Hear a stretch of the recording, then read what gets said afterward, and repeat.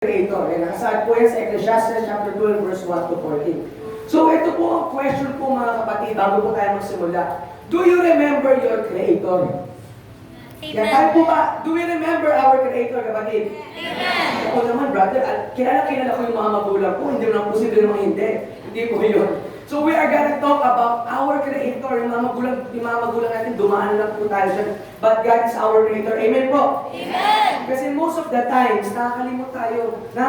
We have forgotten our origin. Amen? At makikita po natin yan kung paano tayo makakalimut during po sa ating pag-aaralan. So, ang sumulat nga po ito ay si Haring Solomon. So, sabi po dito, Solomon realized the danger of forgetting the Creator. So, nakita po ni Haring Solomon kung gaano kadelikado, kung paano nakakatakot yung makalimutan o mawaglit lamang sa isip natin ang ating tagapaglikha. Amen? So dito po, Solomon realized that in his elderly days, bigla niya lang na-realize na ano saysay ng lahat. Pag yung po nasabi ito, because Solomon had experienced everything a man could ever want. Si Solomon po mga kapatid, siya po yung hari na na-experience niya lahat ng bagay. Amen. Lahat ng hahangarin ng tao, lahat ng gustong makamta ng tao, lahat ng gustong marating ng tao, nakamit ni Haring Solomon. So marahil po, siguro po sa atin may mga bagay po tayo na gusto hilingin, na meron po tayo mga panalangin, we have wishes, we have dreams, may mga bagay po tayo na gustong makamit sa ating Panginoon. Amen po ba? Amen. So lahat po tayo meron. So Solomon, meron din po siya nung time ng kanyang kabataan. Sapagat nung isinulat po ito ni Solomon, pinapakita niya po dito na kung parang yung regret niya. Nung time na bata siya, na sayang, nung bata pa sana ako, nagawa ko na ito sa Panginoon, nung bata sana ako, nakita ko na ito, nung bata sana ako, natuklasan ko na ang katotohanan ng salita. Kaya nga po, right now po, patuloy po tayo pinapaalalahan ng Panginoon. Everything He wants was given to Him, and He was happy, or so He thought. So ito pong si Solomon, siya po yung hari na nasa kanya lahat, ang kayamanan, ang katanyagan, ang lahat po, ang sabi ng isang lalaki, lahat po ng bagay na kuha po ni Solomon. But despite all those things, kapatid, hindi siya nasiyahan. Amen. Parang hindi enough yung malagarbo kong palasyo. Hindi enough yung mga nagagandahan at nagkikislapan kong mga suotin. Parang hindi enough na ang laki-laki na naman ng pera ko sa bangko. But parang hindi enough. Hanggang sa point, kapatid, dumating siya sa point na sinabi niya lahat ng bagay, walang kabuluhan. Amen. So matutukasan po natin bakit po sinabi ni Solomon yan. So dito po kasi sa pag-aaralan po natin, makikita po natin kung paano biglang na-twist yung paningin o yung pananaw ni Haring Solomon. Na-twist yung pananaw niya na ba't parang ganito? Nasa akin na lahat ng asa ng tao. But why is it that it is not enough? Natry niyo na po ba yung mga kapatid? Natry niyo na dumating sa point na, wow, nakuha ko na yung bagay na ito. Nakuha ko na yung gusto ko, pero but why does it feel so empty? Na-experience po ba natin yun? Amen.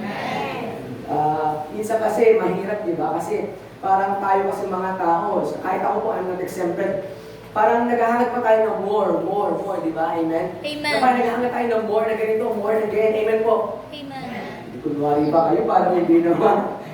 If I know, gusto nyo, di ba? Siyempre, gusto natin may malaking bahay. Amen? Amen. Gusto natin may magharapong kotse. Amen? Gusto natin maraming pera. Amen? Gusto natin lahat yan. So, gusto ko lang ipakita po sa inyo that despite na gusto natin yung mga bagay na yun, gusto ko ipakita sa inyo kung bakit hindi natin pwedeng gawing mahalaga ang mga bagay na yun. Sige, tuloy po natin. Sabi po sa mga chapter 2, verse 10 to 11, ito po yung kay Solomon. Sabi ni Solomon, wala akong ginustong hindi ko nakuha. Ginawa ko ang lahat ng aking magustuhan, nalulugod ako sa aking mga ginagawa, at iyon ang pinahagatimpalan ng aking mga pinagpaguran. Ito mga kapatid, ang usual routine natin dito sa mundo. Diba? We work hard, ginagawa natin ang lahat, nagigising tayo, ibibigay natin yung best natin para sa araw, para maging productive yung mga bagay na gagawin natin. Pero mga kapatid, ngunit ang mga bagay na gusto kong malaman nyo na hindi lahat ng cost ng kaligayahan mo ay matatapos sa kaligtasan mo.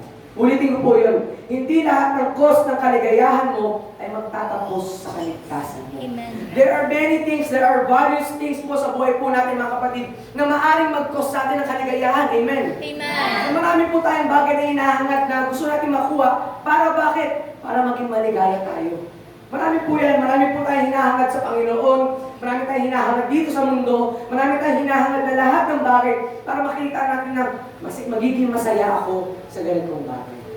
But Solomon did not see that. Ano po yung sinabi, ang usunod na sinabi ng Solomon? Sabi niya po dito, wala akong ginustong, hindi ko nakuha. Meaning to say, lahat ng gusto ni Solomon, simula pagkabata, nakuha niya. Amen. Spoiled na bata pala to si Solomon, ng bata. Nakuha niya lahat. Ginagawa ko ang lahat ng aking magustuhan. Nalulugod ako sa aking mga ginawa at iyon ang pinakagantimpala ng aking mga pinagpaguran. So, isipin natin, i-focus po natin dito sa verse 10 po. So, isipin natin, what's wrong with this? Ano mali dito, brother? Masama ba yung natutuwa ako sa ginagawa ko at tinutuloy kong gantimpala yung mga bagay na pinagpaguran ko?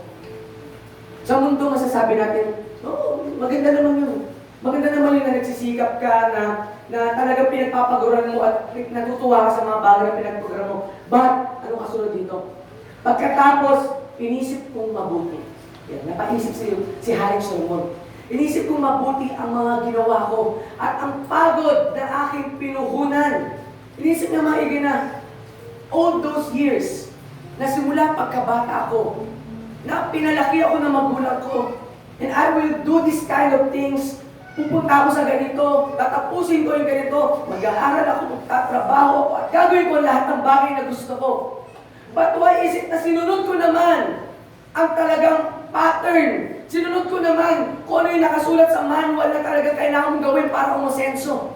Sinunod ko naman yung mga tamang way para maging tanyag katulad ng mga ibang taong iniidolo ko. But why is it that nakita ko ang lahat ay pawang walang kabuluhan, tulad lang ito ng paghahabol sa hangin? Amen. Why is it na bigla naisip ni Solomon yun? Amen? Nandiyan po ba kayo mga? Amen. Yan. Kasi dito po sa bagay na ito, I want you to see what is the value of God and what is the value of the creation. Ayun po ang pinaka-summarization ng topic natin. Actually, na-spoil ko na dapat mamaya pa yun. Pero gusto ko po i-highlight sa inyo that what is the value of the Creator and the value of the creation. Dalawang bagay po yan. Kasi may kasabihan na you will see the value of the Creator in the creation. But I beg to differ po kapatid. Hindi po ako sang-ayon sa bagay na yun. You must value first the Creator rather than the creation. Amen po? Amen. Palakpakan po nga po natin ang ating Panginoon. Hallelujah! Hallelujah! Jesus, Jesus, purihin ka Panginoon. All the glory to the Lord. So tuloy po natin. Sabi po dito sa verse 11, vanity, lahat ng ginusto ni Haring Solomon, vanity. Walang saysay, walang kabuluhan, nonsense. Bakit? It's because, ito po yung secret po dyan. Sabi po ni Solomon, wala akong ginustong hindi ko nakuha. Ginagawa ko ang lahat ng aking magustuhan. Nalulugod ako sa aking mga ginagawa at iyon ang pinagatimpala ng aking pinagpaguran. So ano po yung na-highlight ko dito? Ako. It is Himself. Sabi niya, ako, ginusto ko to, ginusto ko yan. Ito yung gusto ko, itong kaligayahan ko. Kaya ano nangyari kapatid? It's because hindi ang gusto ng Diyos ang nasunod. Amen. Kaya kung gusto mong lumigaya, kung gusto mong maging masaya sa buhay mo, all you need to do is follow kung ano yung gusto ng Panginoon. Kasi once na nakakilala ka sa Panginoon, kapatid, inuulit ko po ito, once na ang bawat isa sa buhay po natin nakakilala sa Panginoon, it is not about ourselves anymore.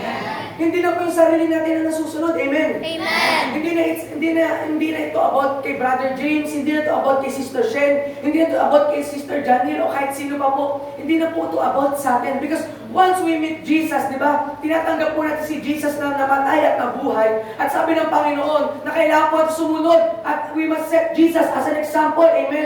So tayo din po mismo, namatay po tayo at nabuhay. At pagkabuhay po natin, it is no longer I, but Jesus living in us, mga kapatid. Yun po yung bagay na yun. Ay kapit dahil ito na gusto ipakita sa iyo ng Panginoon, gusto ipaalala na sa iyo ng Panginoon yung mga bagay yun. Amen. Di ba sa mga ganong bagay po na hindi po natin nakikita or minsan nakakalimutan po natin, we are forgetting our Creator. Nakalimutan po natin yung pattern ng pagkakadesign sa atin ni Jesus, ng ating Panginoon. Nakalimutan po natin kung paano tayo minumod ng ating Panginoon. Amen po. Amen. Kaya maalala po natin, simple lang naman po lumigaya. Diba nga sabi nila, kung gusto mong lumigaya ang iyong buhay, hanapin mo si Jesus, ibigin mong tunay, diba? Sabi nila, bibigyan mo ako na si Andrew, sa kakaganito ko. Kasi gusto ko na ipakita sa inyo, yung po talaga yung secret doon. Kung gusto mong lumigaya, hanapin mo si Jesus. That is all there is to it. Kasi hindi na kailangan gawin komplikado. Kasi minsan, we are digging deep na paano ba lumigaya, paano ba sumaya sa buhay, paano ba umasenso, naguhukay ka, katabi mo lang, nakatayo yung magpapasaya sa'yo. Ganun lang po yun. Diba, alam niyo po yung mga nakikita po natin memes sa Facebook kung pamilya kayo, diba? Yung iba, hukay ng hukay dito, tapos pagka-hukay, sumuko na siya, hindi nga lang, isang hukay na lang, nandun na yung ginto, amen? Amen. Diba, ganun din po sa ating Panginoon. Nakikita mo na, malapit at nasa tabi mo na, actually, hindi na nagtatago, pero hindi mo pa rin makita. Paano kasi ganito ang nangyayari? Lord, asan ang kaligayahan ko, Panginoon? Ikaw mismo tinatakpan mo. Kasi katulad na nangyari kay Solomon, yung gusto niya ang nasunod at hindi niya nakita ang ating Panginoon. The reason why, hindi siya naging maligaya. Amen. Nakikita ko nga po, di rin po kayo maligaya. So di ba po, kailangan po, ang susi po talaga, once nakita natin ang ating Panginoon, dapat masaya po tayo. Amen. Tignan mo ang kapatid mo. Saya-saya, di ba? Ang tanong, masaya ka ba? Masaya ka ba? Tanong, wala nang totoo yan? Saya ka ba? Sige, masaya na tayo. Amen. Masaya tayo sa Panginoon. Hallelujah. Hallelujah. Kasi pinapalungkot kami dito sa natin. Tuloy po natin. So, what we feel can sometimes deceive us. Ito po yung nangyari kay Solomon. Feeling po ni Haring Solomon na kung ano yung gusto niya ay magpapasaya sa kanya. Pamilyar po ba tayo doon? Na parang akala natin, ito yung magpapasaya sa atin, pero hindi pala. Yung kunyari na sa tao, akala mo yung tao na ito magpapasaya sa iyo, pero hindi mo ka pala, hindi pala siya magpapasaya sa iyo. Di ba? Parang gano'n lang yan. Akala mo, ito ang kasiyahan mo, pero napapahiya ka at nagkakamali ka. Bakit? Kasi inakala mo. Ba't hindi mo tinanong sa Panginoon? Dito nagka-problema si Haring Solomon at that time. He thought that having a good feeling will result in success. Ilang beses po natin naramdaman yun. Nakala natin na parang nararamdaman natin, parang sa swerte na ako sa bagay na ito. Parang magandang pasukin ko to. Parang tama yung mga number na pinili ko. Parang okay na yung ginagawa ko, parang sakto itong ginagawa. Parang piling ko talaga magtatagumpay ako. Piliin mo lang yung kapatid. Always consult to Jesus. Kapatid, huwag mong pakiramdaman ang nararamdaman mo. Pakiramdaman mo ang nararamdaman ng Diyos. Dahil once God is pleased, you will be very pleased, kapatid. Pakiramdaman mo kung anong tinitibok ng Panginoon. Pakiramdaman mo kung ano yung nararamdaman ng Panginoon. Pakiramdaman mo kung anong iniisip ng Panginoon. Sapagkat once sa pinakaramdaman mo yung bagay na yun, magtatagumpay ka. Hindi po ba't ang ating Panginoon is our Jehovah Nissi? Siya po ang ating tagumpay sa ating mga buhay. At kung gusto mo magtagumpay, pakiramdaman mo ang Panginoon. Huwag po natin papakiramdaman ng sarili natin. Amen. Sapagkat sometimes, nakakadisip talaga to. Sabi nga po ng Panginoon, di ba sa kanyang salita, our heart is very deceitful po. Kung minsan nadadaya tayo ng mga bagay na nararamdaman natin. Akala natin sa mga bagay na nararamdaman natin, ito yung magkukos ng kaligayahan. Akala natin sa mga bagay na feeling natin, okay, yung pala hindi pagdating sa ating Panginoon. So, let us consult Jesus always in our life. So many times, we let emotions decide the course of our life. Kung minsan yung mga emosyon natin, nararamdaman natin, na feeling ko naman masaya ako sa ganitong bagay. Feeling ko naman masaya ako pag pinili ko to. Feeling ko naman masaya ako pag talagang pinurso kong bagay na ito. Feeling ko naman magiging masaya ako pag talagang inukusan ko ang bagay na ito. Feeling mo lang yun. Because there are times na sa pag-aakala natin, di ba nga, sabi nga sa napakinggan ko, napaka-deadly ng word na akala.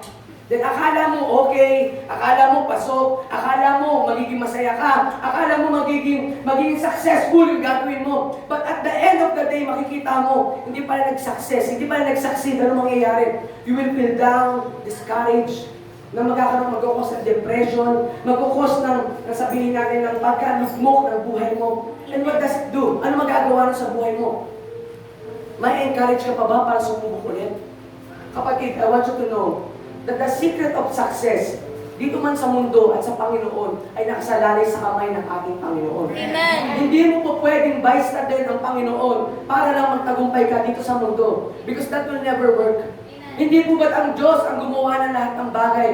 Hindi po ba't ang Diyos ang lumikha ng lahat ng bagay dito sa mundo? Amen. Ang katalinuhan ng tao, kung paano umaagos ang mga tubig, kung paano pumapatak ang ulan, lahat ng bagay, lahat ng nature, lahat ng bagay, gawa ng Panginoon.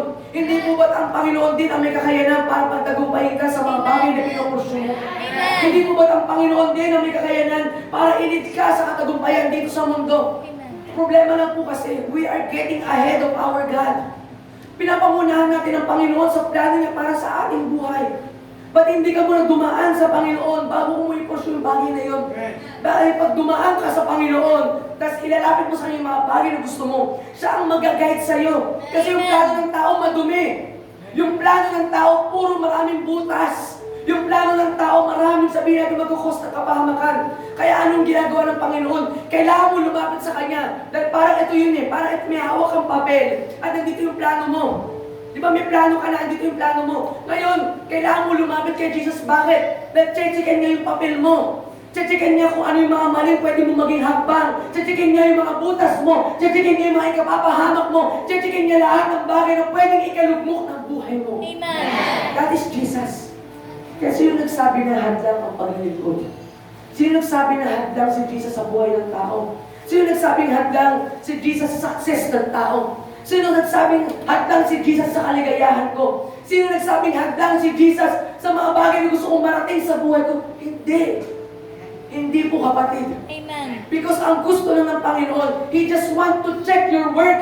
Kung sabi natin, kung ikaliligtas mo, o iingat ng buhay mo. Hindi po ba't ang ating Panginoon ay ang ating dakilang tagapangalaga ng buhay natin? Amen.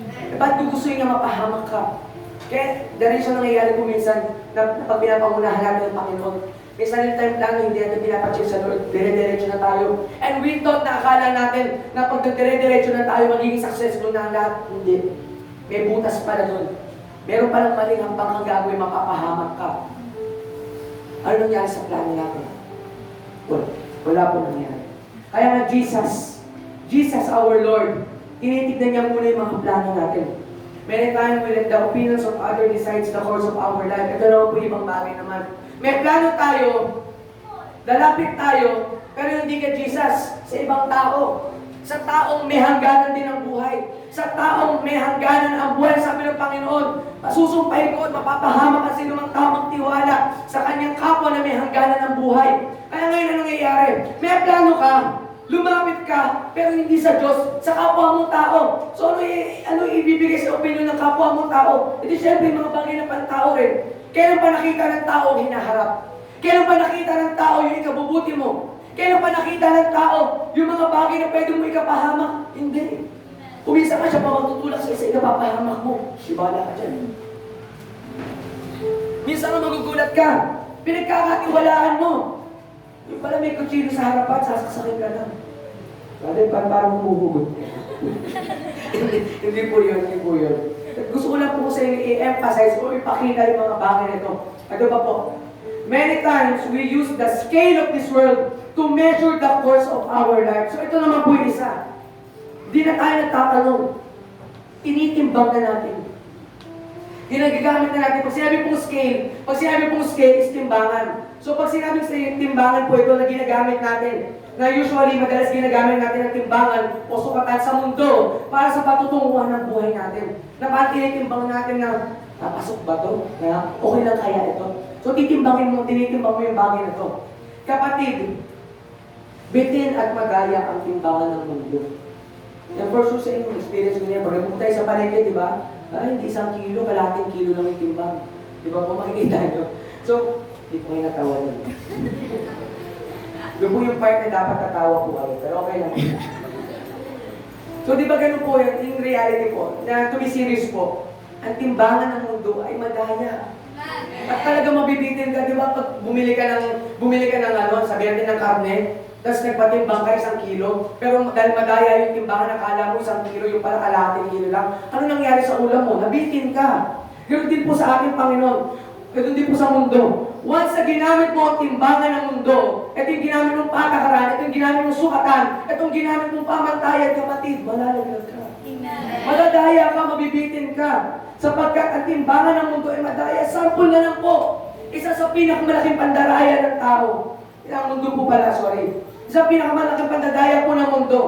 Sabi nila, that if you have higher educational attainment, you have the assurance of success in this world. Yan, pasensya na po sa mga teacher ko. So, ito po kasi po yung bagay ng higher educational attainment is not an assurance of a great life. So, sabi nila na pag maganda ang natapos ko, pag maganda ang nagawa ko, magtatagumpay na ako sa buhay. So, yun ang pinaniniwalaan ng mga tao. So, ano yung gagawin nila? All their life, lahat ng oras ng buhay nila, lahat ng segundo, lahat ng pawis at pagod, ibubusin sa bagay na yan, and what will it do? Assurance ba yun? Marami po akong kakilala. Napakatalino po talaga. Sabihin natin pati yung teacher, tinuturuan na nila.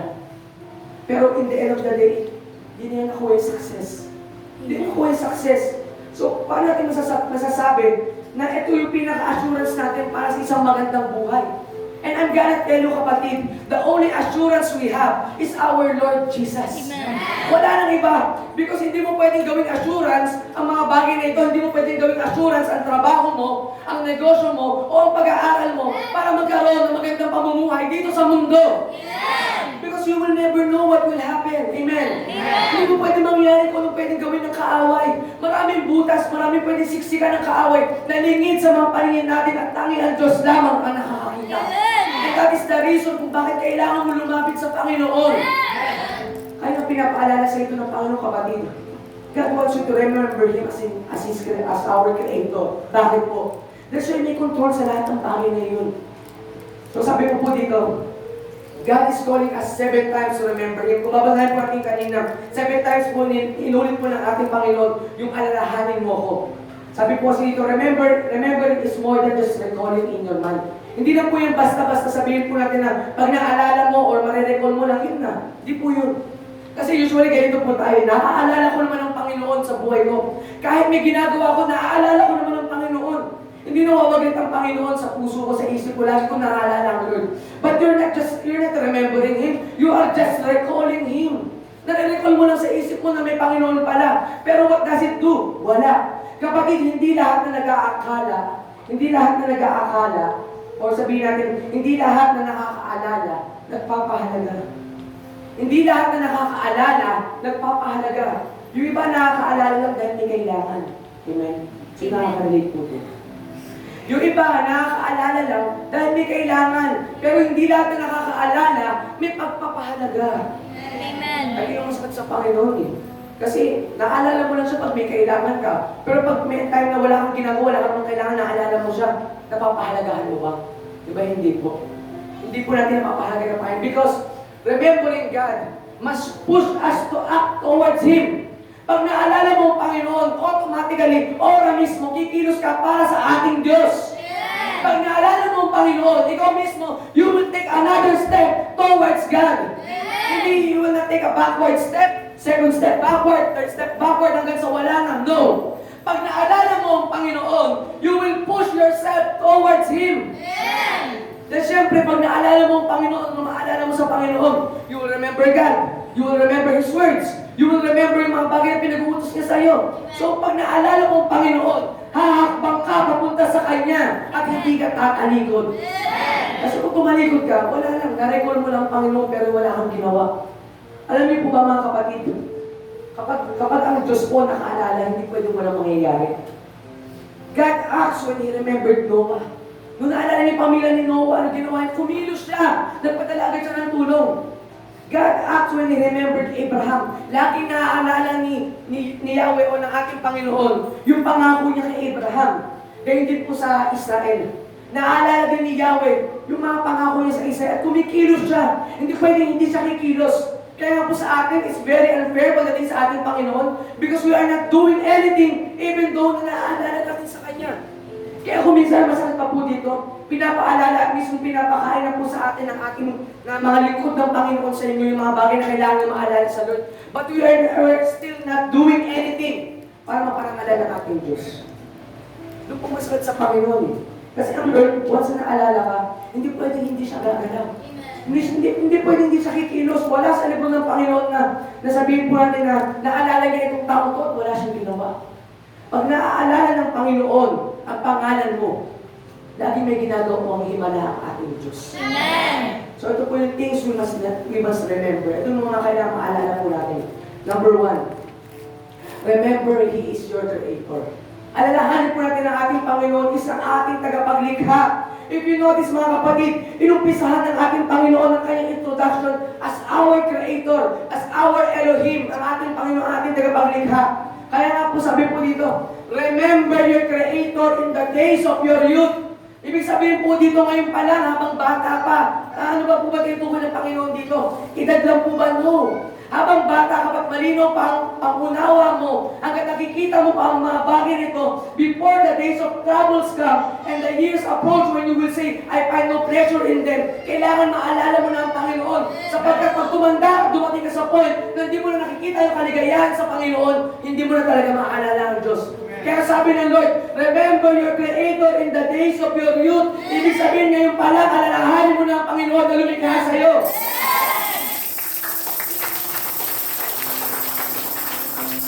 Habang bukas pa po ang pangunawa ng bawat isa po sa atin, habang nakakarinig pa tayo, habang nakakakita pa tayo, kailangan ngayon alam, kumilos at alalahanin natin ang pinapagawa ng ating Panginoon. Ngayon palang alalahanin mo na, don't procrastinate, don't wait another day, don't wait another year, don't wait another month. Kasi ang problema, pinagpapabukas pa pagdating ni Jesus eh. Pero pagdating sa transaksyon sa mga bagay sa bundok ito, pag may benepisyo tayo, ano gagawin natin? Oo natin pagpabukas, ngayon parang puntaan na natin. Di ba nga? Yung ayuda kay Mayor, di mo na pinagpabukas, di na ka na natulog para makuha mo yun. Same as. Ganyan lang po. Kaya po dapat sa Panginoon, huwag mong ipagpabukas. Ngayon palang gawin mo na. Once na narinig mo na agad ang paalala ng Lord, kumilos ka na agad. Once na pinaalala sa iyo ng Panginoon yung mga bagay na kailangan mong gawin, gumalaw ka na agad. Amen. The reason is, ba't hindi natin magalaw? Parang kailangan talaga, kailangan itutulak mo yung paa mo. Parang pilit na pilit. Kaya nangyayari yung minsan, you act towards God, gumagawa tayo, kikilos tayo. Ayaw din kasi ng Lord ng pilit. God doesn't want a forced labor. Hindi nagpapa-forced labor ang Panginoon. Hindi diktador ang ating Diyos. Amen. Ang Panginoon, gusto niya maluwag sa kalooban mo, hindi napipilitan lamang. God doesn't want to push you in a forced labor. Gusto niya ikaw mismo gagawa, ikaw mismo kikilos, masaya ka dapat sa ginagawa mo. Because if God forces you, ano mangyayari doon? Ano magiging benepisyo niya or sabihin natin, ano magiging epekto sa kanya yun? May pag-ibig ba pag napilit ka? Di ba wala? The reason why God wants to na gumalaw ka mismo freely. Kaya nga tayo binigyan ng free will mga kapatid. Amen. So tingnan po natin ito as God as our Creator. So Creator defines as someone who is in control of everything. So pag sinabing Creator, siya po yung may control sa lahat ng bagay. Amen po ba? Amen. Nandiyan pa po ba ang mga anak ng Diyos? Amen. So pag sinabing Creator, siya ay may hawak ng lahat ng bagay. Meaning He is all-powerful. Sabi po dito, God is calling us to remember His sovereignty. Kasi kung minsan akala mo hindi na kayang gawin successful ng Diyos ang buhay mo, kaya na nangyayari, kumikilos ka na sa sarili mong kapamamaraanan. The reason why kaya hindi ka na nagtitiwala sa Panginoon, hindi ka na kumukonsulta sa ating Panginoon. Why? Because you are not recognizing God's sovereignty. Kailangan mo ma-recognize, kapatid, ang sovereignty ng ating Panginoon. Pag sinabi po sovereignty, kung paano siya kadakila, kung paano siya sabihin po natin, kung paano siya tumayo sa isang bayan, kung paano i-manage ang lahat, kung paano siya napakadakila po, kung paano po siya makapangyarihan. You must recognize His sovereignty para magkaroon ka ng assurance. Kasi kung minsan, nakakalimutan mo na our Lord is our Creator, that in control of everything, that He is sovereign God. Amen. Yun po nakakalimutan natin. Kaya pag nakalimutan po natin yun, fear attacks us. Depression attacks us. Anxiety attacks us. Why? Because akala natin walang sovereign God na namumuno po sa atin. God is very sovereign. Malakas ang ating Panginoon. He is in control of everything. Kaya napakilala siya, unang-unang yung pinakilala. Ano sabi po sa verse 1? Alalahanin mo ang iyong manlilikha. The Creator. Creator defines power and control, kapatid. Amen. Meaning God is more than qualified to hold your life as well as your burden. He is more than qualified, kapatid. Amen. Qualified ang Panginoon para pamunuan ka. Pero bakit parang nangyayari? You are telling God, Lord, you are not qualified to hold my life. Ako may kakayanan lang. Ako lang ang qualified para kontrolin ang buhay ko. God, Jesus, our Lord, is more than qualified to control your life. Bakit ko nasabi yun? Because He is all-powerful. He is in control of everything. What better way, mga kapatid, na ipapagamit natin ang buhay at ipapakontrol natin ang ating buhay kundi sa Panginoon? Meron pa po bang ibang tao na makapangyarihan at may control na lahat ng bagay? Sabi nga po, di ba nga po, kung babasahin natin yung Biblia, pag pinupuri natin ang Panginoon, pinupuri nila ang Panginoon, sino pa ang makapagpahinto ng ulan? Sino ba nagpapataas ng mga bundok? Sino ba nagpapaihim ng mga hangin? Sino ba gumawa ng kalangitan? Sino ba gumawa ng lahat ng bagay dito sa mundo? Hindi mo ba't ang ating Panginoong Diyos? Amen. Who is in control of everything? Kaya nga kapatid, mapalad ka pag dumating ka sa point na hindi mo na kontrolado ang nangyayari. Sapagkat pinakita sa iyo ng Lord na He alone has the power to control over everything. Amen. Always remember this po, mga kapatid. He is the creator and not you. Amen. Siya ang tagapaglikha. He is the creator and not us. Amen. The problem is we are being the creator of our lives. Tayo mismo gumagawa ng sarili nating kapamamaraanan. Tayo mismo gumagawa ng sarili nating plano. Tayo mismo gumagawa ng sarili nating hambang. The reason kung bakit tayo napapahamak. People become destroyed because of lack of knowledge. Knowledge about God, that He is the Creator. People destroyed because nakakalimutan nila kung sino ang Panginoon sa buhay nila. People are destroyed pag hindi sila kumukonsulta sa ating Panginoon. Kapatid, kaya kailangan makita mo, dumating ka dapat sa punto ng buhay mo, na makita mo na hindi ikaw may kontrol ng lahat ng buhay Amen. ng bagay sa mundo. Ako po dumating po ako sa ganung punto. And I praise God dahil pinakita niya sa akin, hindi ka sa akin pinakita yung problema. Pinakita niya sa akin kung sino ba dapat may kontrol ng lahat. Amen. Kasi tayo pili natin kinokontrol yung buhay natin, ipapaayunin natin sa gusto natin, papaayunin natin sa lahat ng plano natin. But in the end, ano mangyayari? Nagiging out of control, hindi mo makontrol. Ano nangyari? Sinundan lahat ng hakbang ginawa ko, lahat ng pag-iingat ginawa ko, lahat ng bagay ito ginawa ko, pero ano nangyari? Pumalpak pa rin. Why? Because you are trying to control your lives.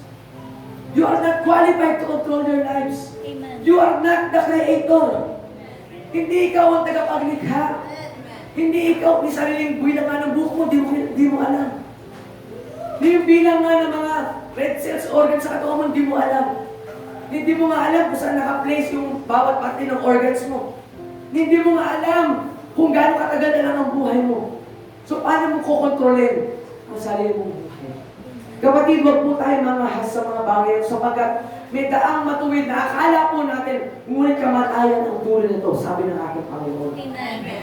Next po, God calls the youth to remember. Sa mga kabataan naman po, youth are often those most likely to discover the reality of eternity and the eternal God. Sa mga kabataan po kasi kuminsan, sila po yung kuminsan na parang hindi nila nakikita or parang hindi sila maniwala sa eternity. Kaya kuminsan tayo din po na parang nagkakaroon din po ng may time na pagkaisip bata na parang hindi natin matanggap na meron pa ng eternity. Yung reality of eternity, the reality of eternal God. Youth are often the most difficult to convince that this life is merely a brief prelude of eternity. Kasi po, dito po sa pag-aaralan po natin, sa mga ngaral po, yung mga ngaral po, tinuturing yung mga kabataan bilang pinakamahirap i-convince pagdating sa mga bagay patungkol sa walang hanggan. Pero parang ako, na mawala ako, parang, talaga kabataan lang ba? Parang lahat kayo nahihirapan na maniwala sa eternity. Pero yung pala kasi kuminsan, at tinutukoy dito ng Panginoon, yung pag-iisip natin, yung pangunawan, yung spirito nating bata pa, na kuminsan nahihirapan tayo i-adapt or nahihirapan tayo i-convince yung sarili natin na kailangan mong Panginoon para magkaroon ng buhay na walang hanggan. Amen. Amen. Amen. Kaya kuminsan, bangga ka, di ba? Parang hindi mo matanggap na kailangan mo i-aral yung buhay mo. Kailangan mo lumapit sa Panginoon, kailangan mo mag-sacrifice to gain eternity. Nahihirapan ka tanggapin yun, nahihirapan ka maniwala sa eternity. Why? Because there are, sabihin po natin na kailangan gawin. The week is madali lang po sa taong nagdidesire na maligtas. Nulit ko po, madali lang po itong mga bagay na ito na makamit ang buhay na walang hanggan para sa mga tao na nagtotoong nagdidesire para makamit ang mga bagay na ito. Amen.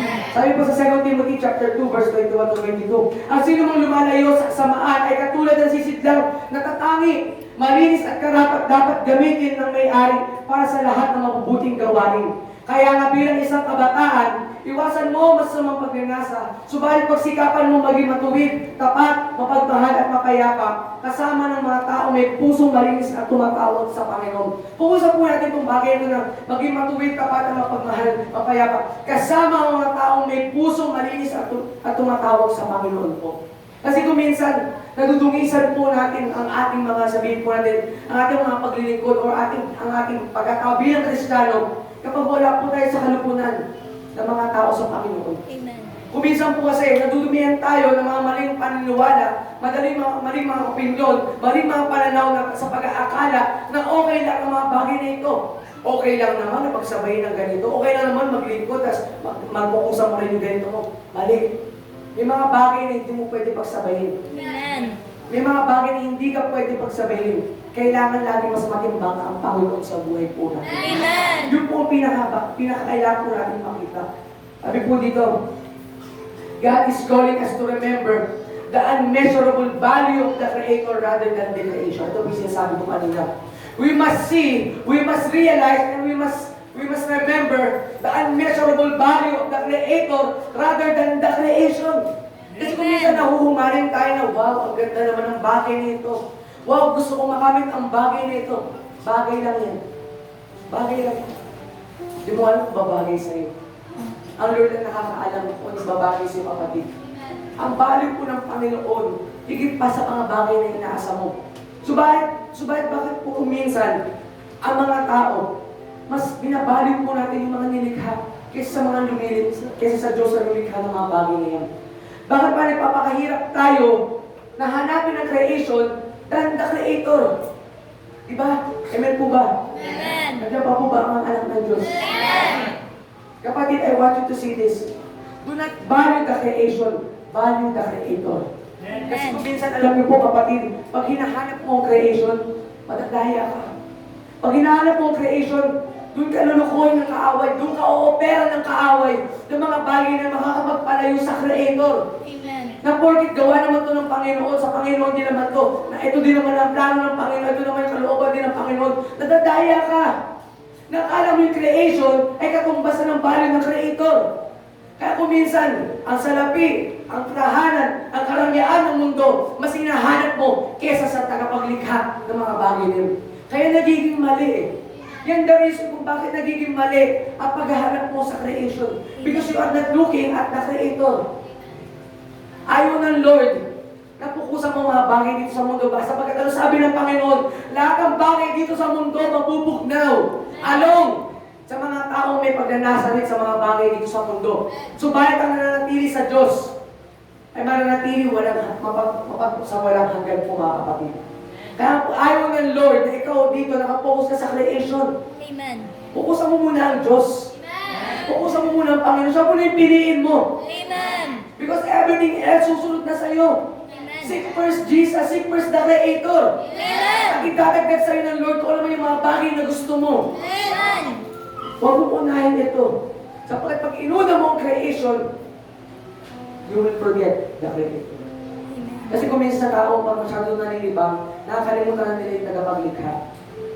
Sa tao, pag nalilibang na masyado, parang nawawala na yung paningin niya sa pinaka talagang point kung bakit siya masaya, which is ang ating Panginoon. Sabi po sa Romans chapter 1 verse 25, ang katotohanan tungkol sa Diyos ay tinalikuran at pinalitan nila ng kasinungalingan.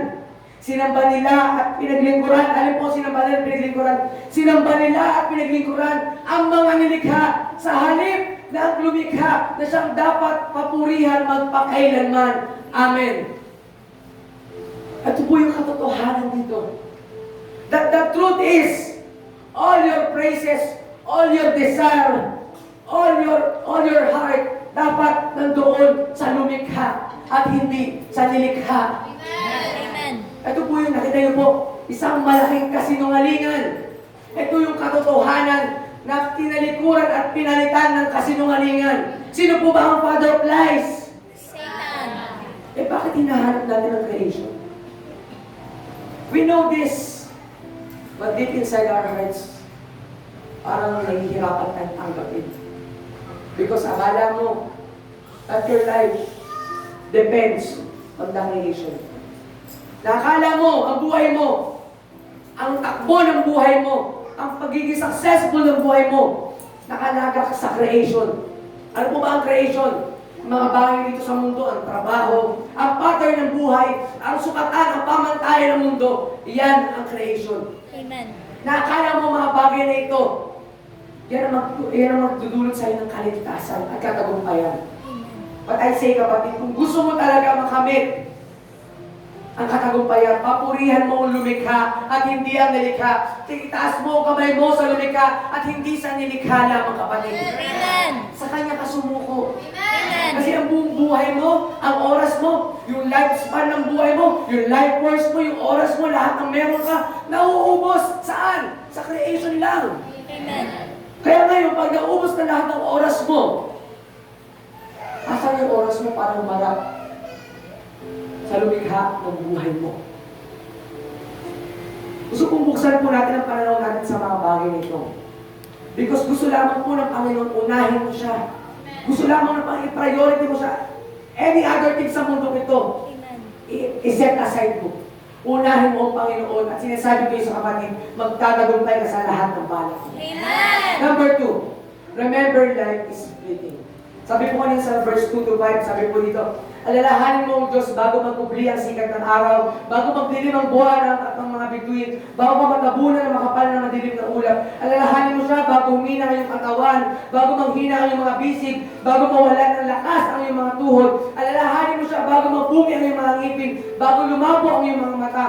Alalahanin mo siya bago dumating ang panahon na sarado na ang mga pintuan at tumigil na ang tunog ng gilingan, bago dumating ang panahon na madali kang magising sa himig ng ibon, o tunog ng awitin ay tuluyan ng tumigil. Alalahanin mo siya bago dumating ang panahon kakatakutan mo umakyat sa mataas na lugar, bago dumating ang panahon di ka na makalakad na mag-isa, bago pumuti ang iyong buhok at lipasan ng pagdanas na sumipin sa minamahal.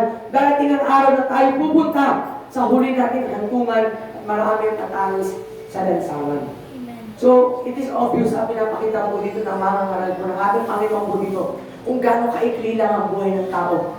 Do you ever realize kung gaano lamang kaikli ang buhay ng tao? Dati ang buhay ng tao maabot up to 100 plus. But right now, siguro abutin ka ng 70, 60 or 60 plus or 70 plus, mamalat ka na. Pero right now, our life is very fleeting. King Solomon had seen how fleeting life is. Nakita niya kung gaano lang kaikli ang buhay ng tao. Amen. Kaya sabi niya, anong purpose ng mga ginawa ko? Nire-regret niya o pinagsisisihan niya yung mga ginawa niya nung during yung time na bata pa siya. Bakit? It's because nakita niya kung gaano kaikli lang pala ng buhay. Ito po yan, katulad nga po ng pinapakita po sa atin lagi ng ating pastor.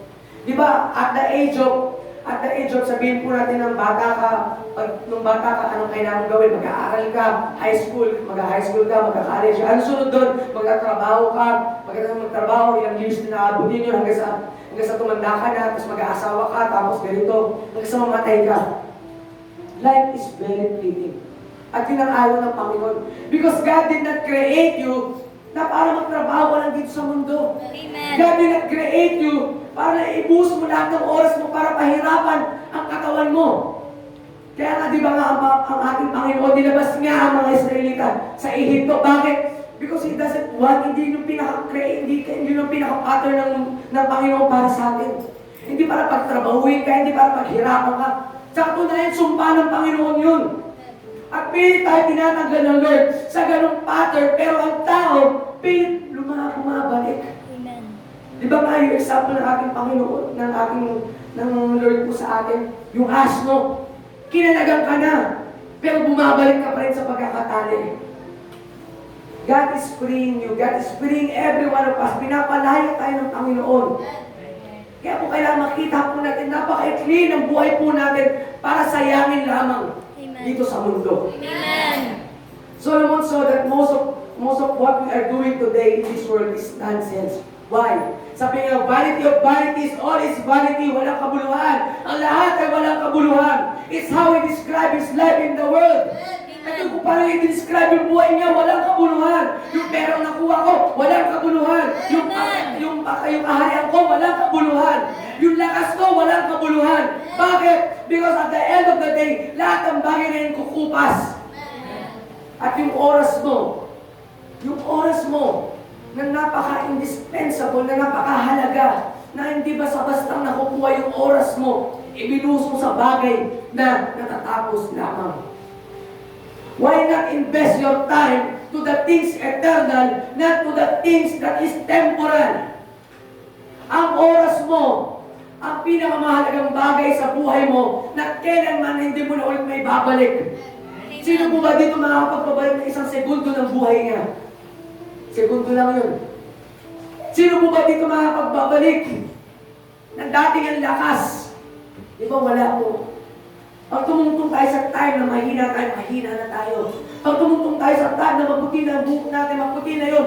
Kahit kulayin mo pa yan ng kahit anong kulay, kahit yellow, pink, orange pa yan. Hindi na babalik yung totoong kulay niyan. Because that's how life is. Life is a constant flow ng tubig, mga kapatid. Isang flow ng tubig na hindi mo pwedeng banggain. Ang oras, hindi mo pwedeng banggain yan. Wala pang tao na magpabangga sa oras. There's no such thing, sabi ng mga time travel, wala kang totoo yun. Pag oras mo na, sabi na nga din. Kaya nakakatakot din. Wala tayong magagawa doon.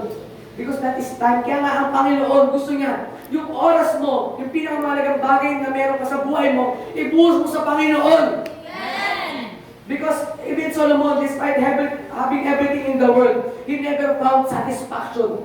Hindi niya nakita yung satisfaction ng buhay niya. Dahil kung tingin niyo ba na-satisfy si Solomon, sasabihin niya ba walang kabuluhan yung mga bagay dito sa mundo? Hindi. Baka magpuri pa siya, magsaya siya na magsaya. Pero sabi niya, vanity, all is vanity. Walang kabuluhan, walang saysay, walang nonsense, ang lahat ng bagay. Useless. Amen. Ang buhay ko, bakit? Then ito lang yun. What good is it, mga kapatid? Makuha mo nga lahat ng gusto mo. But the end of the day, ikaw rin mismo mawawala ka rin. Amen. Sabi po sa kanyang salita, Marcos, chapter 8, verse 10, sapagkat ano ba ang mapapala ng isang tao? Makamtan man niya ang buong daigdig, ngunit mapapahamak naman ang kanyang sarili. See? Nakita po ba namin? Meron po ba nakakita ng bagay nito na tinutukoy po ni Solomon? Ang tinutukoy po ni Solomon, yes, he has the riches. Yes, he has the houses. Yes, na mayaman siya, nasa kanyang pati mga asawa, nasa kanyang lahat, pera, karangyaan, kasikatan, nasa kanyang lahat. Pero at the end of the day, anong kapalit nun? Papapahamak ka naman. Anong tatawagin mo dun? Di ba nonsense? Amen. Ano po natin yun?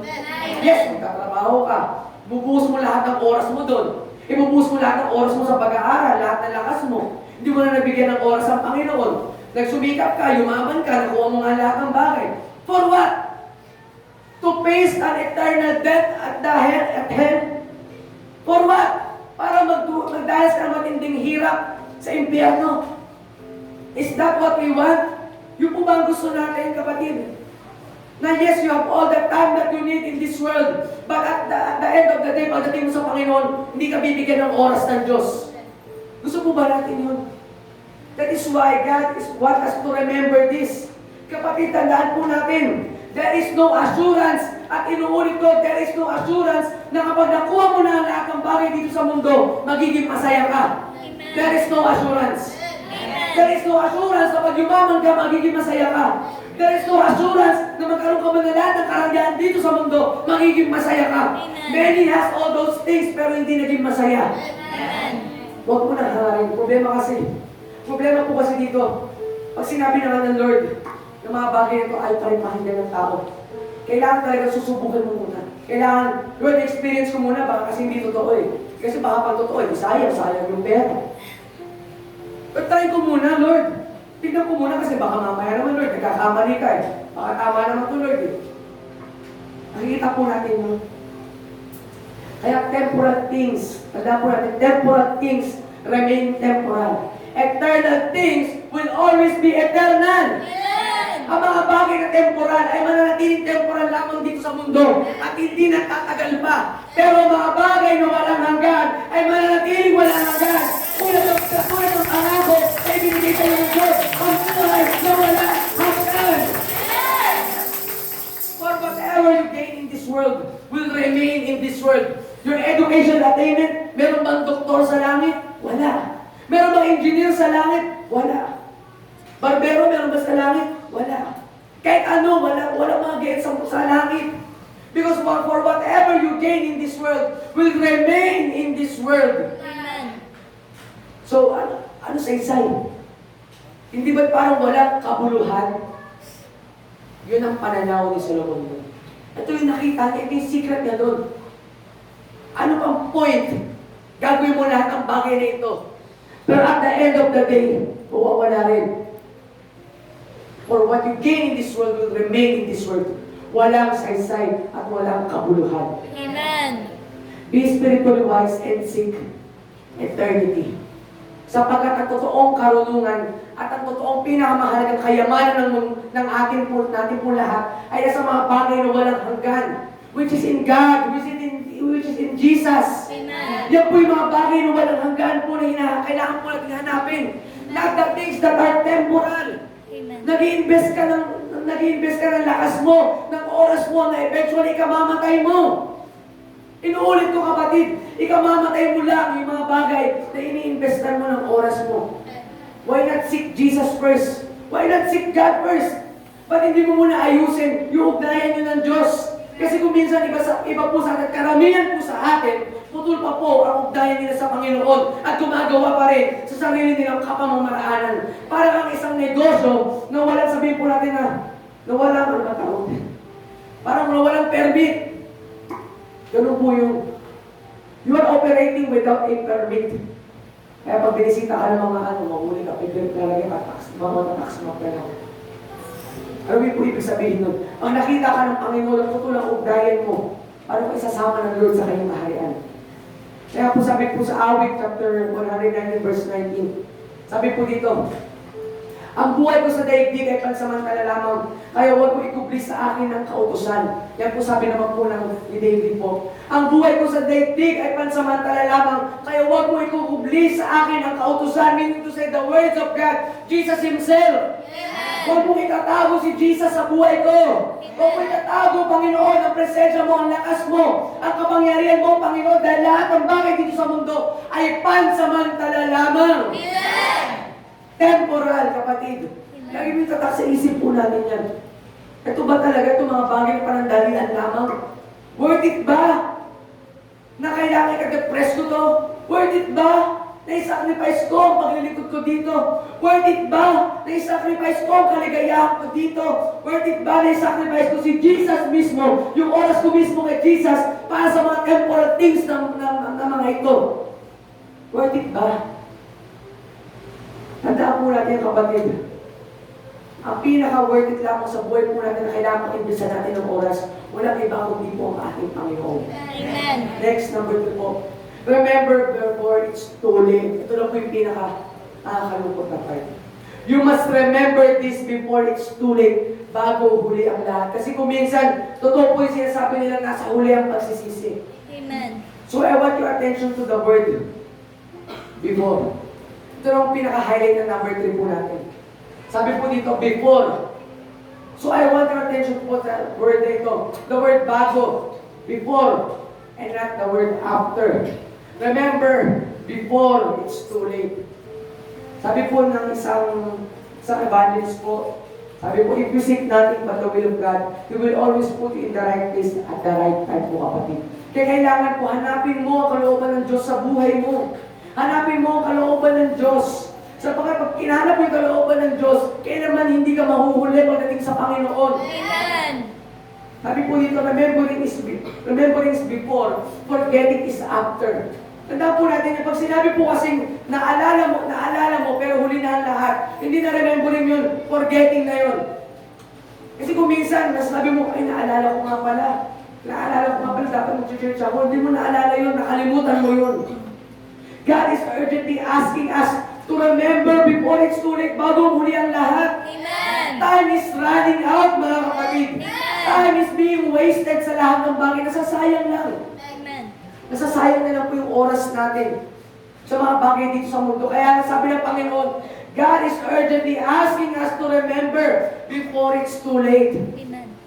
Bago malagot ang hininga po natin, bago dumating ang ating Panginoon, God calls us for repentance and renewal. Kailangan natin magsisi at kailangan natin baguhin yung mga pananaw natin sa buhay. Yung pananaw na akala natin ang katagumpayan na sa sariling mga kamay natin.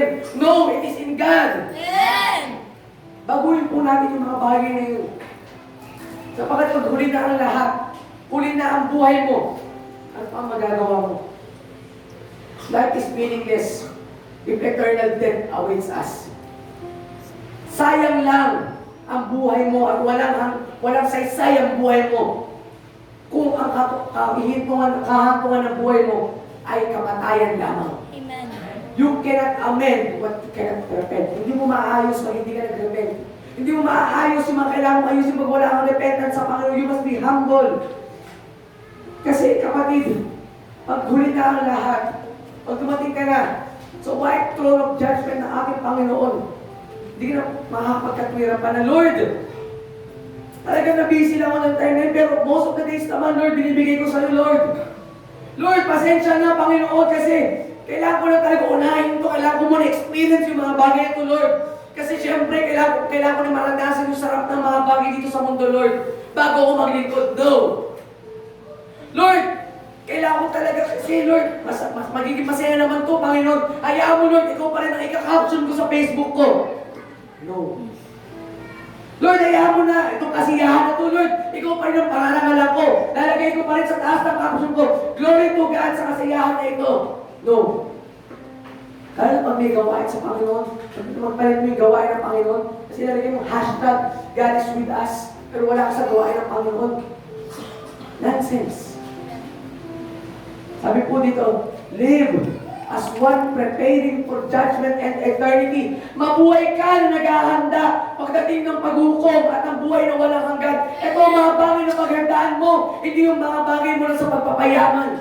Paghandaan mo kung paano kang haharap sa Diyos, hindi kung paano kang haharap sa trabaho o sa negosyo mo o sa iyong guro. Paghandaan mo kung paano kang haharap sa ating Panginoon. Napaghandaan na po ba natin ang mga bagay na ito? Ikaw ba prepare ka na? Ikaw ba handa ka na sa mga bagay na sasabihin mo pagdating mo sa harapan ng ating Panginoon? Handa ka na ba pag tinanong ka ng Lord? Ano ang mga ginawa mo nung nabubuhay ka? Handa ka na ba pag tinanong ka ng Lord? Na bakit ang dami mong absent sa mga gawain na pinapapuntahan ko sa iyo? Handa ka na ba? Pag humarap ka sa paghuhukom at sa buhay na walang hanggan. It is sad to say na ang buhay natin kuminsan natatapos without even preparing sa mga bagay na ito. Natatapos ang buhay ng tao na hindi man na nakapaghanda. Pagdating sa harapan ng Panginoon, kaya ano nangyayari? Marami ang nahihirapan. Marami ang nalalaglag. Marami ang di umaabot. Kaya halos bilang lang ang maliligtas. Kapatid, fear God and keep His commandment for this man's all. Ito yung lahat ng tao. Katakutan mo ang Panginoon at sumunod ka sa kanyang mga alitungkulin, kapatid. Ito yung lahat po sa ating bilang tao. Ito lang po yun. Lahat ng iba pang bagay, dinagdag na lang ng mundo. Magkaroon ka ng takot sa Diyos at sumunod. Sumunod po, sumunod kapatid. At pag sinabing sumunod, kasama po dyan ang mga paa po natin. Ang ating mga kamay, kahit ang bulsa natin kasama dyan. Lahat ng bagay kasama. Pag sinabi ditong sumunod sa mga bagay na pinag-uutos niya. Amen. Hindi pwedeng ang labi lang po natin ang susunod. Kasi hindi naman po pwede ang langit, puno-puno lang ng labi. Ang langit, kailangan kumpleto ka. Hindi naman pwede pagdating sa langit, dila lang nandun. Kaya ikaw din mismo. may iwan ka dito sa mundo, wala kang bila. O nangyari sa'yo? Kaya nga wala akong ginawa hanggang noon eh. Diba hindi po, kailangan you must act. At naniniwala naman po mga kapatid, na kaya po natin, amen. Kaya po natin gumawa sa Panginoon. Because wala pa nga po nakikita matatanda dito eh. Or kung minsan kahit matatanda, may lakas pa rin. We have been strengthened by God. Pinalalakas tayo ng Panginoon para gumawa sa Kanya. At kaya po natin gawin ang mga bagay na pinapagawa ng Panginoon kung talagang gugustuhin po natin. Amen. There is eternal accounting in everything we do. So it is up to us what verdict we will get. Lahat po ng mga bagay na ginagawa natin, merong eternal accountability. Merong walang hanggang tayong pananagutan. It is pwedeng magsasabihin natin eternal life o eternal death. Nasa atin po sa atin yan kung paano natin pananagutan ng mga bagay nito. Amen. Ano pa po? Seek true wisdom. King Solomon searched for the knowledge. King Solomon searched for knowledge, didn't leave him less wise. Pag sinabi naman pong wisdom po, pagdating po sa ating Panginoon, hindi po yan yung karunungan na talagang napakalalim at kuminsan nakakalimutan mo na isa ka lang alagad ng Diyos. Pag sinabi po dito, ito po si Solomon, habang hinuhukay niya mga bagay na karunungan pagdating sa Panginoon, hindi niya nakakalimutan ang katayuan niya sa harapan ng ating Panginoon. His word as goes and well-driven nails with point and direction. Yung mga salita niya, yung mga bagay na itinuturo niya lahat, merong punto at direksyon. Hindi lamang para maparangalan ang sarili, hindi lamang para maitaas ka. Lahat ng bagay niya ng totoong karunungan. He warned up people that creates their own scriptures. Ito po yung warning po ni Solomon dyan. Na pagdating po ng panahon, may mga taong gagawa ng sarili nilang scripture, ng sarili ng Biblia.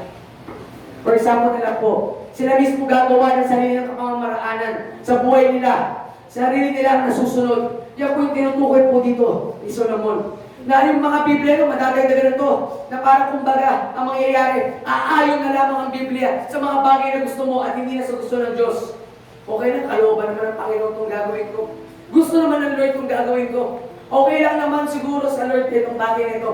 Sa pagkaganon ang thinking natin, pagkaganon ang mindset natin, dumadagdag ka sa nakasaad sa salita ng Diyos. At sabi ng Lord, pakasumpain ang nagdadagdag at nagbabawas ng salita ko. Kaya pag sinabi mo, nakalooban ng Lord ang gagawin ko,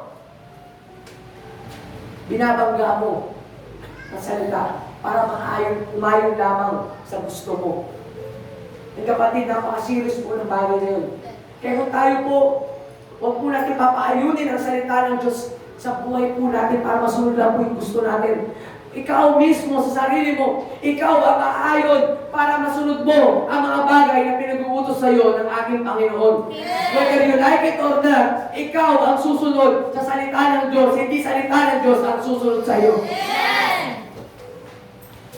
Kahit sabihin natin na bangga pa yan sa lifestyle mo, bangga pa yan sa paniniwala mo, bangga pa yan sa mga ganito, ganun talaga.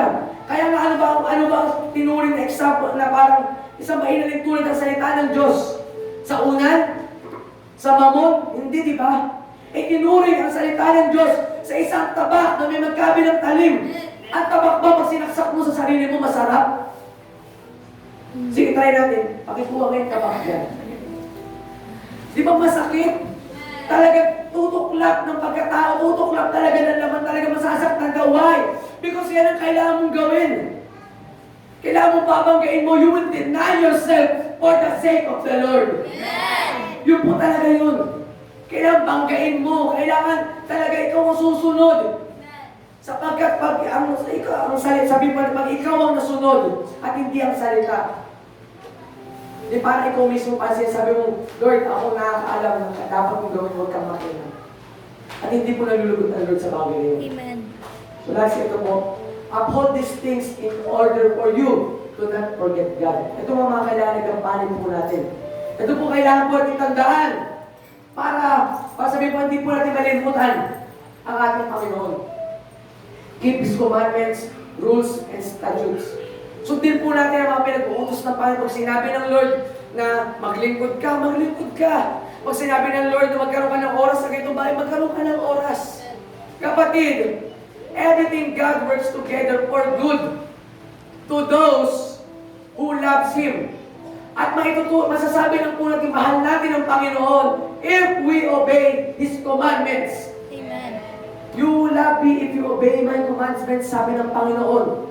At susunod ka sa mga bagay, ang pagmamahal mo ay masusukat mo talaga, susunod ka sa Kanya. Amen. Kaya nga po, lahat ng bagay, o lahat ng pangyayari, ay lahat sabihin po natin, everything God work together for good. Kung talagang mahal mo ang Panginoon, at mahal mo lamang ang Panginoon, kung susunod ka sa Kanyang mga alituntunin. Amen.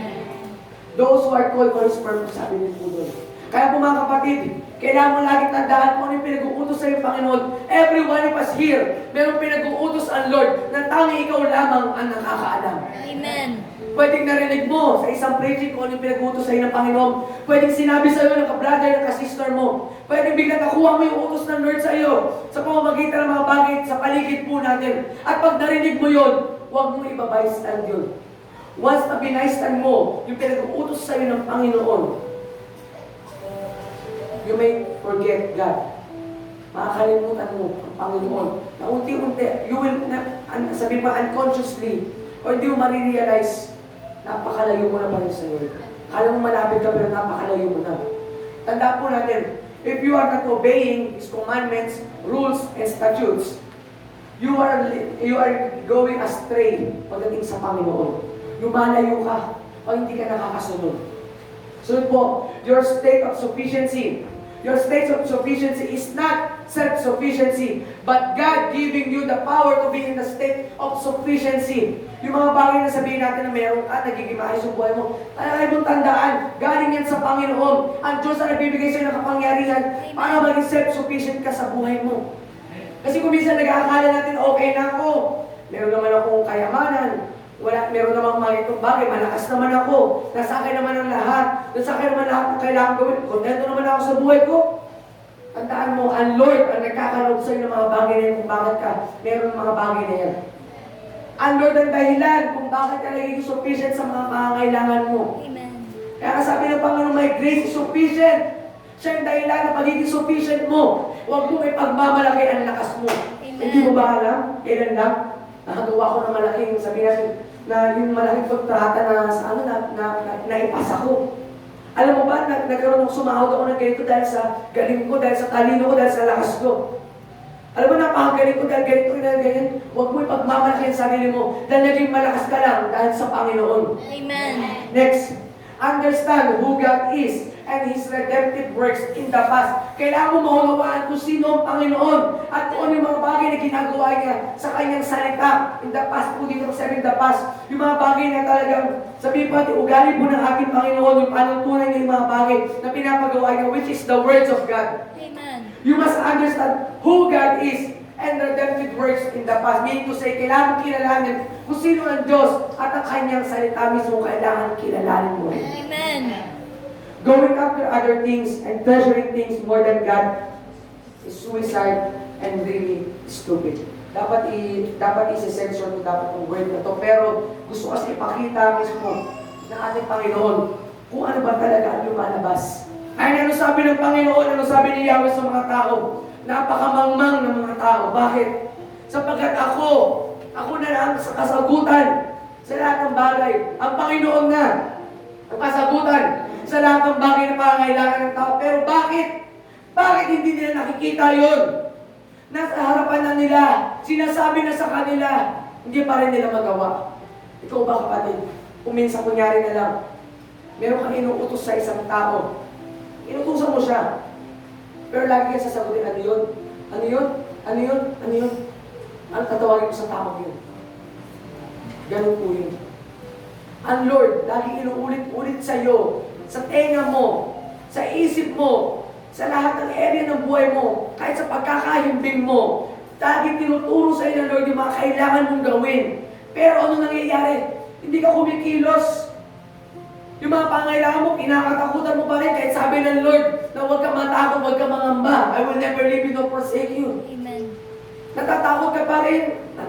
Nasabihin mo natin, napapagamag ka pa rin kahit sinabi na ng Lord na siya yung, sabihin mo natin, siya po yung Panginoon na magsusupply ng mga kailangan natin. Pag sinabi ng Lord na wala na ibang daan tungo sa kaligtasan kundi kay Jesus, ang daming daan mo pa rin hinahanap. Pag sinabi ng Lord na huwag ka magtiwala sa sarili mong lakas, ano ginagawa mo? Nagtitiwala ka pa rin sa sarili mong lakas. Eh, iba naman, yun ang ginagawa, pero naging maayos naman ang buhay. And do you think na pagdating ng panahon, malulugod ang Panginoon sa ganun? Kapatid, these words you are hearing today, this message that you are hearing today, is not the words of condemnation, but it is a words of redirection. Nire-redirect ka na ng Panginoon sa talagang buhay na gusto niya para sa iyo. Para saan? Ano sabi ng Panginoon? I have a plan for you. Plan to prosper you and not to harm you. Plan to give you hope and a future. Yun po yung mga kapatid. Kaya huwag mong sasabihin na ang pamamaraan ng Lord parang may mali, parang may sabi, parang may butas. Huwag mong sasabihin ang pamamaraan ng Panginoon parang hindi naman talaga makakabuti sa iyo. Hindi po totoo yun. Kapatid, I want you to know na ang mga bagay na itinuturo sa atin ng Panginoon para sa ikabubuti mo. Hindi hangad ng Lord na papahabag ka. Kahit may naririnig ka dito na mga sabihin natin na tatamaan ka, nasasaktan ka, praise God. Bakit? Because He's trying to redirect your life towards a life na sabihin natin makakabuti sa iyo. Amen. If you think na parang lagi ka lang sabihin na parang pinapatamaan ka na lang lagi ng isang pastor na isang lingkod, huwag mo isipin yun. Because God is directing you to a life that is very pleasable. Masayang buhay. Amen. Na parito ang Panginoon para bigyan ka na isang buhay, di ba? Buhay na ganap at kasiyasiya. The problem is, you are forgetting God. Why do you forget God? You are forgetting God by forgetting His scriptures. You are forgetting God by standing His words. You are forgetting God by ignoring His message to your life. Andito kapatid ang lahat ng kasagutan. At kung sasaliksikin mo maigi ito, at magiging reference ng buhay mong salita ng Diyos, hindi ka maliligaw. Amen. Yung mga plano mo sa buhay, gusto mo maging successful dito sa mundo, by all means go. Pero lumapit ka muna sa Diyos. Ilagak mo sa Panginoon. Ang Lord pa rin ang maging priority mo. Tsaka mo gawin ang mga bagay na gusto mo. Amen. Nung ginamit ba ng Panginoon, si Elias, doon sa babae sa Serepta, nung sinabi ba ni Elias na nagugutom ako, bigay mo sa kanyang pagkain na yan. Nakain niya na rin natitirang pagkain na yan. Ano ba pinakita doon ng Panginoon? Nung kinuha ba ni Elias yung pagkain na yun? Nawalan ba yung mag-ina? Nagutom ba sila? Naghirap ba sila? Hindi, di ba? Sobra-sobra pa ang bumalik sa kanila. Amen. Sometimes, God is just like that. Ang Panginoon kuminsan parang tatakutin ka pa talaga ng Lord eh. Na parang Lord, parang delikado na itong sitwasyon ko to, Lord, sigurado ha? Dadalhin ka talaga ng Lord sa raging waters. Sa nag-aalon na buhay, sa nag-aalon na problema, sa nag-aalon na circumstances, dadalhin ka talaga ng Lord. Dahil doon mo lamang makikita yung kapangyarihan niya. Doon sila Peter, lumayag sila. Sinundan nila si Jesus. Natutulog lang si Jesus noong time na yun. Pero si Jesus mismo nagsabi, pumunta tayo doon sa ibayo. Tumawid tayo ng dagat. Alam ng Lord, nababagyo na malakas. Pero sa pangyayaring po iyon, doon po nakita ng mga alagad kung gaano kadakila si Jesus, kung gaano kadakila ang Panginoon. Sabi na, sino itong Diyos na ito? Sino itong Diyos na ito kaya patigilin ng ulan? Sometimes God is putting you in those kind of situations to see how great God is in your life. At pag hindi mo nakita yung mga bagay na yun, nagpatuloy ka pa rin sa pattern ng mundong ito. Nagpatuloy ka pa rin sa mga bagay na gusto mo. Walang kabuluhan ang buhay mo, just like King Solomon said. Nagpatuloy ka pa rin sa pagtatrabaho mo kahit wala ka ng oras sa Panginoon. Nagpatuloy ka pa rin sa mga bagay na gusto mo kahit wala ka ng oras sa Panginoon. I may say, kapatid, your life is nonsense. Kung yung buhay mo, Nagpapatuloy pa rin sa mga bagay sa pattern ng mundo hanggang sa mga hinahanap patayin yung sarili mo sa pagpapahirap dito sa mundo. I may say to you, your life is nonsense, vanity. Sa mga darating ang panahon, darating ang panahon, lahat po tayo. Manghihina tayo. Manghihina ang mga tuhod natin. Puputi ang buhok natin. Hanggang sa di na tayo makatayo. And do you think at that time, nakakapaglingkod ka pa sa Panginoon? While you can still stand, tumayo po tayo sa Panginoon. Habang nakakatayo